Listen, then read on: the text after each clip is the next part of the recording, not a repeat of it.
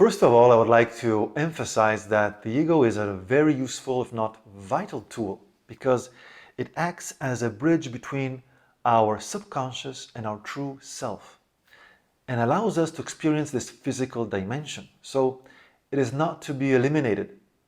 Our purpose is to place the ego in its natural function within us so that it is at our service without doing damage to ourselves nor to others. So let's deepen this discussion and see how it connects with frequently the most underestimated sentiment of all, hatred.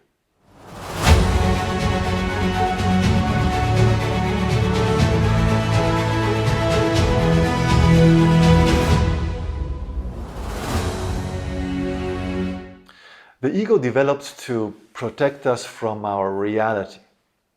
It creates an identity to cope with any confusion, disconnection, pain, humiliation, and loss of love we have experienced in our life. So it strengthens an identity to ensure the best of our abilities to find a job, socialize, mate, and build a family. So up to now, that's fine. But the issue with the ego is, in order to defend ourselves from the conflicts of our past, depending on the situation in which we find ourselves, it provides us feelings of helplessness, pain, obsession, fear, anxiety, anger, and insecurity, and so on. So the price is high. Since our thoughts are focused on our past pain or future fears, we are significantly disabled in the moment that we're in this conflict, in these past future feelings and thoughts. So however hard the ego tries to defend us from suffering, it is inevitable to suffer, because the ego itself creates it and cannot avoid it.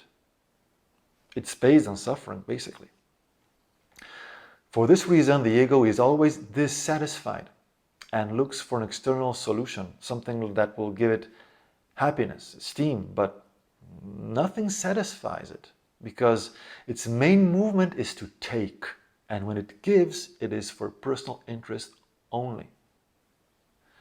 The ego takes because inside it feels empty or grieved and desperately seeks outward solutions: love, success, recognition, recreation, and fun, and so on, which never comes, and if they do, it's only temporary.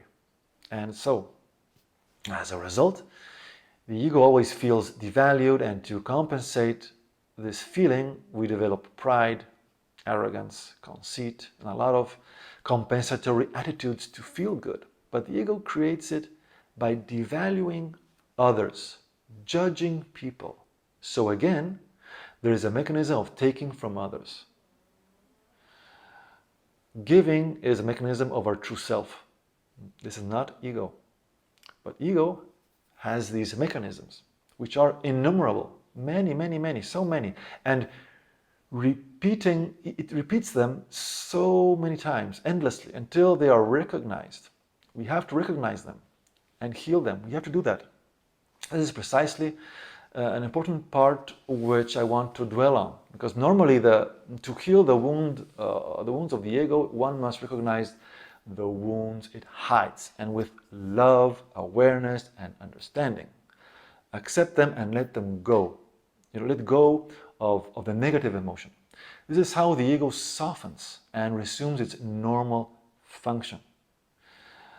But sometimes in the inner work, it happens that this healing process does not really take place 100%, and the ego mechanism remains active, and the emotional experience could reoccur. Happens quite a lot of times in the, say, healing world, let's say. Or we fail to recognize an ego mechanism and we cannot come into contact with a deep wound. Well, from my experience, this block could be due to the unacknowledged presence of hatred. So, what is hatred? Let's define it a bit more. Hatred is not an emotion, because as energy it does not move. It is thanks to the movement of the energy of the emotions that we are able to perceive them as anger, sadness, joy. Hatred is still because it is cold. It's like ice.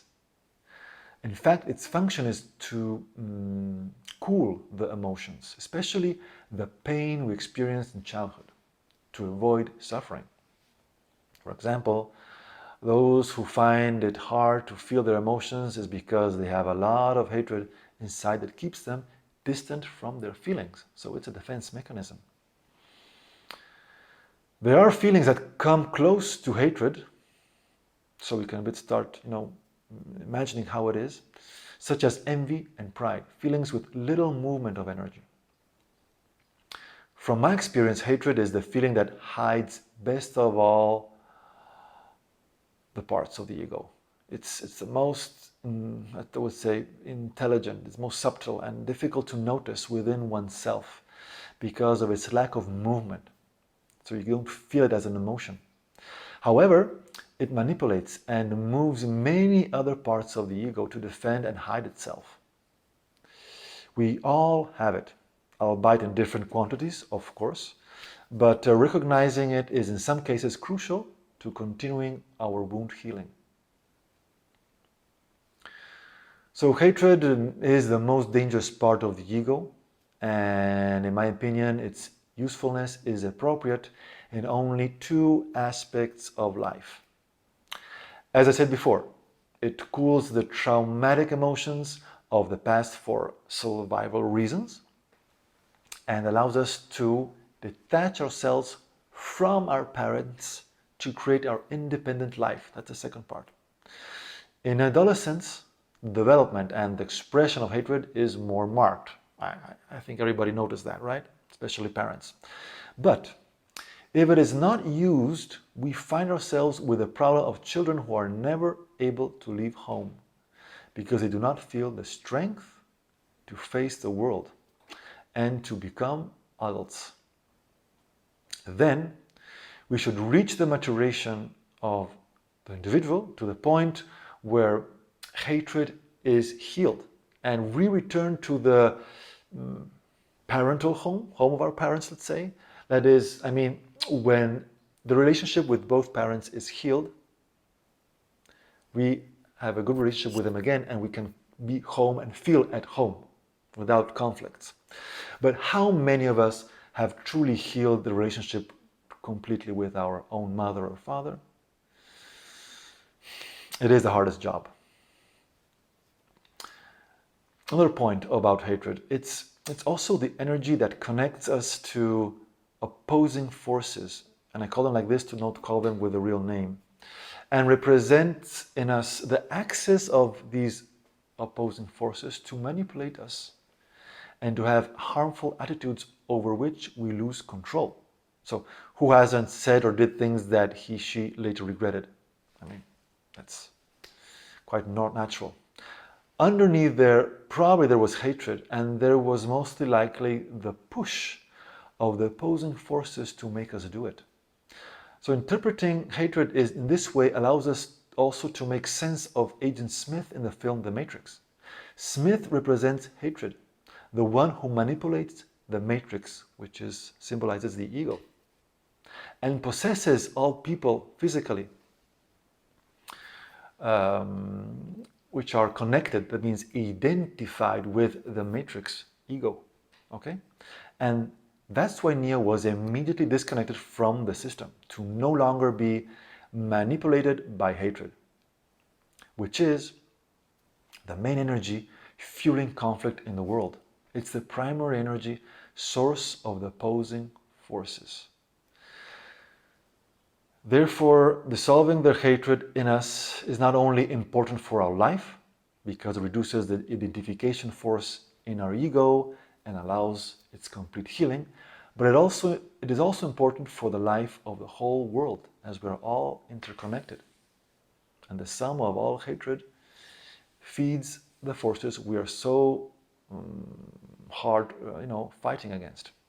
So I hope you like this video and thank you for listening.